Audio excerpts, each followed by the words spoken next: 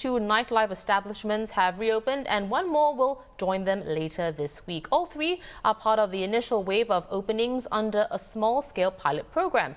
Bell Bar at Cuppage Plaza opened last night. Skinny's Lounge at Boat Quay is opening today. And Bar Kiharu at Orchard Plaza plans to open its doors today as well or tomorrow. Well, there are, of course, safe management measures in place, including existing rules like restricting groups of no more than 5 people, not allowing intermingling between tables, and no sales or consumption of alcohol past 10:30 p.m. Recorded music may be played but must not be louder than 60 decibels, the equivalent of normal conversation. Live music, radio broadcasts, TV, video and other forms of public entertainment like dancing, darts, billiards, pool or karaoke are not allowed either.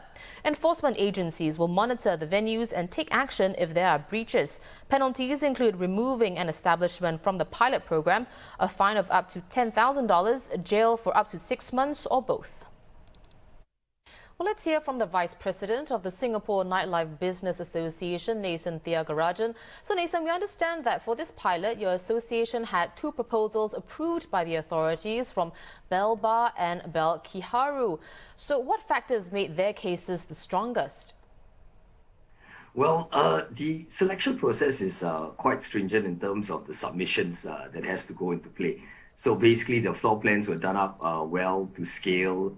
There's a lot of screenings and still footages of CCTV submitted. We had to study the passageway to make sure the safe distancing, entry in and out of the bars, and also between customers. So once all those were submitted and regularized and everything checks were in play, it was good that they got the approval. Also with site inspections that followed. I see. So would you say that, moving forward, there's a lot of pressure on these bars as well as Skinny's Lounge to do well during this pilot? I think the pressure for a business is always going to be there in such difficult times, right? First of all, commercially, they have to make this viable for themselves. Now, it's not going to go back to normal straight away and it will take a while. So they themselves have a stress out there to make their business work. And at the same time, I would say yes, because the pilot program is important to continue and to be successful. We would like to see certain changes come within the next few months. One of the key things would actually be liquor license.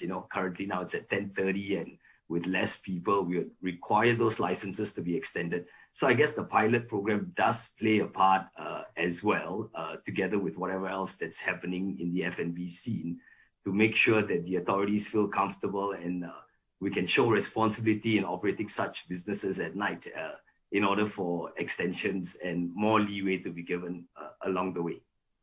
Right. Well, this is a small step in reopening the nightlife here in Singapore, but to what extent will this help the smaller establishments, given that, there are still limits on capacity as well as, like you mentioned, the 10:30 p.m. cutoff for alcohol sales and consumption?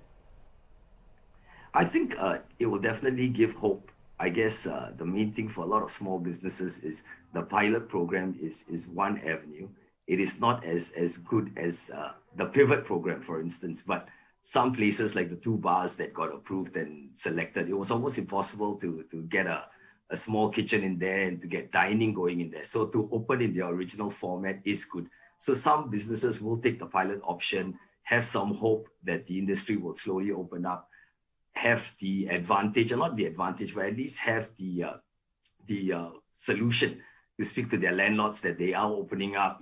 Can you work with me for some relief? Can you help me out?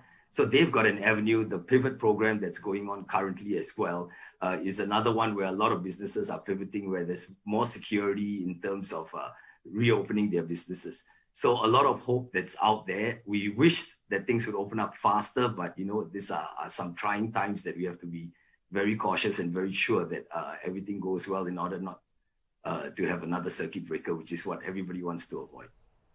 Right.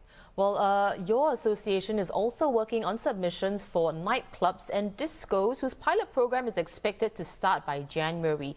Can you tell us more about that? What added challenges do you foresee? Well, with the clubs and discotheque pilot that come out in early January, now that's a little bit hard because only 5 businesses will be given the approvals to operate. And the business owners, all companies have to take a lot of extra additional steps compared to the bars and pubs, right? So there'll be the antigen testing that has to take place, which is only valid for 24 hours. So there will be some cost factor coming in for the businesses or for their customers. And at the same time, some inconvenience to the guests because, you have to get your test done in the day in order to go to the club at night.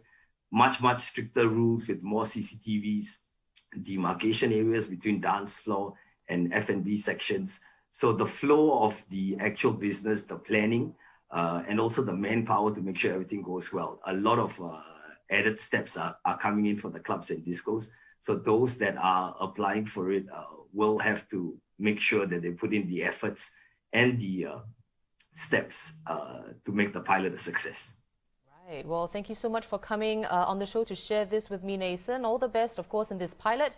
I've been speaking to Nathan Thiagarajan, VP of the Singapore Nightlife Business Association.